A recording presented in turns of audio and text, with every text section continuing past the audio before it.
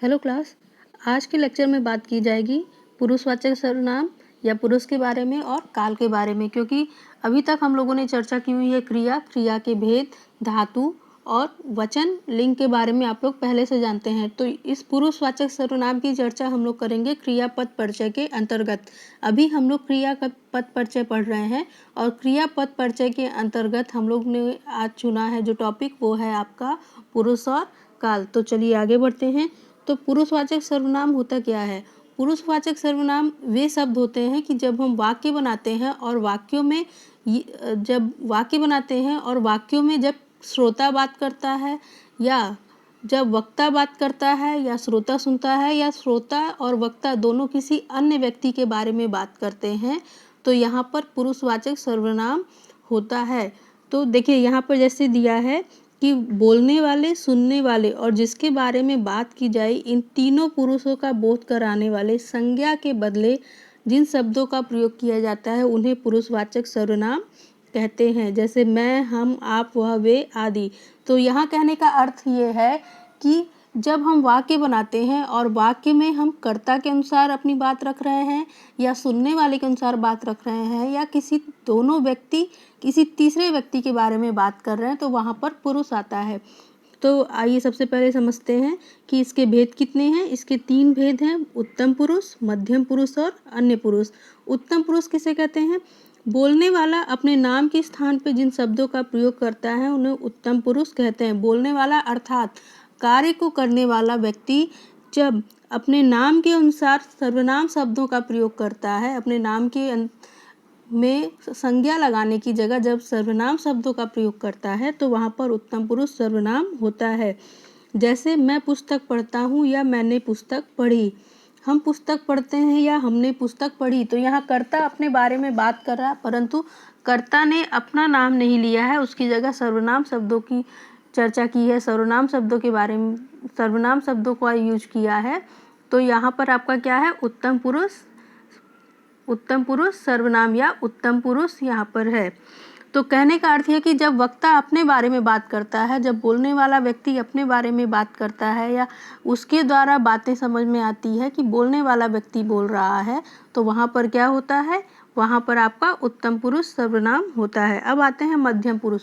मध्यम पुरुष का अर्थ क्या होता है? मध्यम पुरुष का अर्थ होता है जो व्यक्ति बात को सुनता है, तो वो व्यक्ति कहलाता है मध्यम पुरुष। पहला उत्तम पुरुष आपका कौन होता है? बोलने वाला यानी कर्ता। और मध्यम पुरुष कौन होता है? सुनने वाला। कर्ता की बात को सुनने वाला या ग्रहण करने वाला व्यक्ति आपका क्या कहलाता है? मध्यम पुरुष। और इसके लिए हम प्रयोग करते हैं तुम, आप, तुमने, तुम्हें आदि शब्दों का। तो आइए इसकी परिभाषा समझ लेते हैं। श्रोता अर्थात सुनने वाला या जिससे बात की जाए, उसके नाम के स्थान पर जिन शब्दों का प्रयोग किया जाता है उन्हें मध्यम पुरुष सर्वनाम कहते हैं। जैसे तेरा, तुम, तुमने, तुमको, आप, आपसे आदि।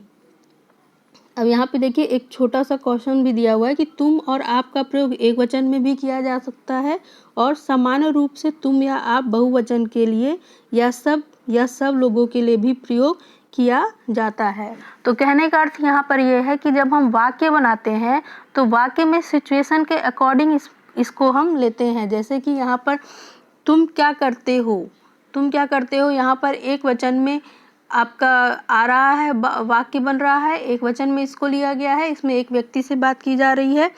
और अगर यहाँ पर कहा कि आप घर चलिए या आप सब घर चलिए, जब सब लगा दिया तो ये क्या हो गया? आपका बहुवचन में हो गया, क्योंकि आप सब में बहुत सारे व्यक्ति हो गए। एक वचन यानी कि एक व्यक्ति की बात हो रही है, और जब सब लग गया तो इसका मतलब बहुत सारे व्यक्तियों की बात हो रही है। तो यहाँ पर तुम और आप जैसे शब्द हैं वो एक वचन के साथ साथ बहुवचन में भी प्रयोग हो जाते हैं। अब हम लोग देखते हैं अन्य पुरुष किसे कहते हैं। बोलने वाला वक्ता जब श्रोता के अलावा किसी अन्य तीसरे व्यक्ति के बारे में बात करता है, तो उनके लिए जिन शब्दों का प्रयोग किया जाता है तो वो क्या कहलाते हैं? अन्य पुरुषवाचक सर्वनाम कहलाते हैं। जैसे वह विद्यालय जा रहा है, वे विद्यालय जा रहे हैं, वे सब गाएंगे, वे सब दौड़ेंगे। तो इसमें बात किस में की जा रही है? कर्ता और श्रोता के बीच में बात हो रही है, मगर वो दोनों इंगित किसको कर रहे हैं?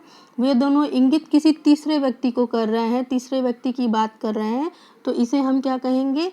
अन्य पुरुषवाचक सर्वनाम। इसे क्या कहेंगे? अन्य पुरुषवाचक सर्वनाम। तो जब आप वाक्य बनाएंगे या जब आप इसका क्रियापद परिचय देंगे तो उस समय सर्वनाम शब्द नहीं का यूज नहीं करेंगे, केवल अन्य पुरुषवाचक लिखेंगे या मध्यम पुरुषवाचक लिखेंगे या उत्तम पुरुषवाचक लिखेंगे। जैसा ही आपका शब्द आएगा उस शब्द के अकॉर्डिंग ही आपको इसे चेंज करके लिखना है, वहाँ सर्वनाम डालने की कोई भी ज़रूरत नहीं है। आइए अब बात करते हैं काल। काल का अर्थ क्या होता है? समय, वक्त। तो समय का अर्थ यह है कि जब कर्ता कोई कार्य कर रहा है तो वो किस समय में कर रहा है, क्या वो वर्तमान में कर रहा है या उसने भूतकाल में अपने कार्य को समाप्त किया या भविष्य में वो कोई कार्य करेगा। तो कर्ता द्वारा किए गए कार्य का जब हमें समय का बोध होता है कि कर्ता किस समय में अपने कार्य को पूर्ण कर रहा है तो वो क्या कहलाता है? काल कहलाता है। आइए इसके बारे में थोड़ी और जानकारी प्राप्त करते हैं। तनुश्री नृत्य कर रही है, बढ़ई फर्नीचर बना रहा है, नीति कल रांची चिड़ियाघर जाएगी, शेर जंगल का राजा है। तो यहाँ देखिए कि उपयुक्त वाक्यों से ज्ञात होता है कि क्रिया कब हुई और प्रत्येक काम का अपना अपना निर्धारित समय के अनुसार ही होता है। अतः क्रिया के जिस रूप से उसके काल के होने का ज्ञान हो उसे ही हम क्या कहते हैं? काल कहते हैं। उसके समय के होने का ज्ञान हो उसे हम काल कहते हैं। क्रिया के जिस रूप से उसके होने के समय का बोध हो उसे काल कहते हैं। यानी उसके जिस समय में कार्य समाप्त होने का या कार्य किस समय में हो रहा है, वर्तमान, भूत, भविष्य में हो रहा है, इस बात का ज्ञान हमें उस वाक्य के द्वारा पता चलता है, उस शब्द के द्वारा पता चलता है, तो वहाँ क्या होता है? काल होता है। और आइए देखते हैं काल के कितने भेद होते हैं। काल के 3 भेद होते हैं: वर्तमान काल, भूतकाल और भविष्यत काल। वर्तमान काल यानी जो कार्य अभी हो रहा है, वर्तमान में हो रहा है। भूतकाल जो कार्य आपका बीत चुका है और भविष्यत काल जो आने वाले समय में पूर्ण होगा। अब आइए देखते हैं कि वर्तमान काल के कितने भेद होते हैं। तो देखिए यहाँ पे वर्तमान काल की परिभाषा दी हुई है कि क्रिया के जिस रूप से वर्तमान समय में क्रिया के होने का ज्ञान हो उसे वर्तमान काल कहते हैं। वर्तमान का अर्थ क्या होता है? चल रहा समय, प्रेजेंट टाइम। यानी प्रेजेंट टाइम में कौन सा काम हो रहा है, वर्तमान में कौन सा काम हो रहा है, उसे हम कहते हैं वर्तमान काल। जैसे बैल धीरे धीरे चल रहा है और मेघा मंच पर नृत्य कर रही है। इन वाक्यों में क्रिया के वर्तमान समय में घटित होने का पता चल रहा है। वर्तमान काल की क्रियाओं के अंत में प्रायः है, हैं या हूँ आदि का क्रियापद होता है। तो इसमें वर्तमान समय में घटित हो रहा है। क्रिया किस समय में घटित हो रही है? वर्तमान समय में घटित हो रही है। और इसका पता हमें किससे लगता है? जहाँ पर है शब्दों का प्रयोग किया जाता है, जहाँ पर है सहायक क्रिया का प्रयोग किया जाता है, वहाँ पर आपका क्या होता है?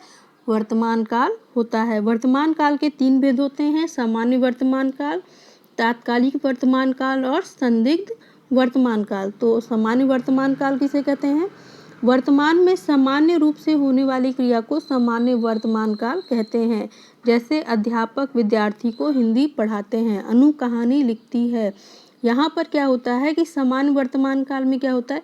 सामान्य रूप से ही क्रिया अपने अनुसार चल रही होती है, सामान्य कार्य ही होता है, एक क्रिया ही होती है। और किस समय में होती है? वर्तमान काल में होती है। तो वहाँ पर क्या होता है? सामान्य वर्तमान काल, सिंपल प्रेजेंट टेंस। अगर आप टेंस पर इंग्लिश में आप जिसे सिंपल प्रेजेंट टेंस कहते हैं, वही आपका यहाँ पर क्या हो जाता है? सामान्य वर्तमान काल। अब हम आ जाते हैं तात्कालिक या अपूर्ण वर्तमान काल। क्रिया के जिस रूप से यह पता चले कि क्रिया वर्तमान में शुरू हुई है परंतु अभी पूर्ण नहीं हुई है, उसे तात्कालिक या अपूर्ण वर्तमान काल कहते हैं।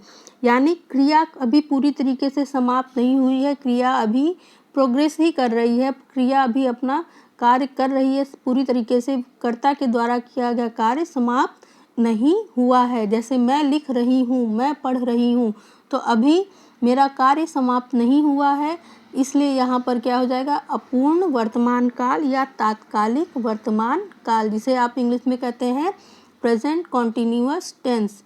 उसमें क्या होता है कि क्रिया चलती ही रह रही है, अभी उसमें समाप्ति की कोई भी संभावना नहीं है। तो वहाँ पर क्या हो जाता है? प्रेजेंट कॉन्टिन्यूअस टेंस यानी अपूर्ण वर्तमान काल या तात्कालिक वर्तमान काल। अब आते हैं हम संदिग्ध वर्तमान काल। क्रिया के जिस रूप से वर्तमान समय में समय में पूरा होने में संदेह हो, यानी क्रिया हम कर रहे हैं लेकिन वो अभी पूरी तरीके से संपूर्ण नहीं हुई है, उसे हम कहते हैं संदिग्ध वर्तमान काल। जैसे अध्यापक विद्यार्थी को हिंदी पढ़ा रही होंगी, अनु कहानी लिख रही होगी। यानी हमें जब संदेह जहाँ पे होता है, संदिग्ध का मतलब क्या होता है, सस्पेंस या डाउट। तो यहाँ पर जब ये पता चले कि अभी कार्य में संदिग्धता है या उसमें डाउटफुल है, वो सस्पेंस में कार्य है, तो वहाँ पर आपका क्या होगा, वहाँ पर आपका संदिग्ध वर्तमान काल होगा। और इसे हम कैसे पता चलेंगे, वहाँ पर अपूर्ण वर्तमान काल का रहा रही के यूज होने के साथ ही होगा होगी भी लगता है। तो आज हम लोग यहाँ पर अपना पाठ समाप्त कर रहे हैं पुरुष पे, और काल के वर्तमान काल पे हमने अपना पाठ समाप्त किया है। कल हम इसके भूतकाल और भविष्यत काल पर चर्चा करेंगे। Thank you.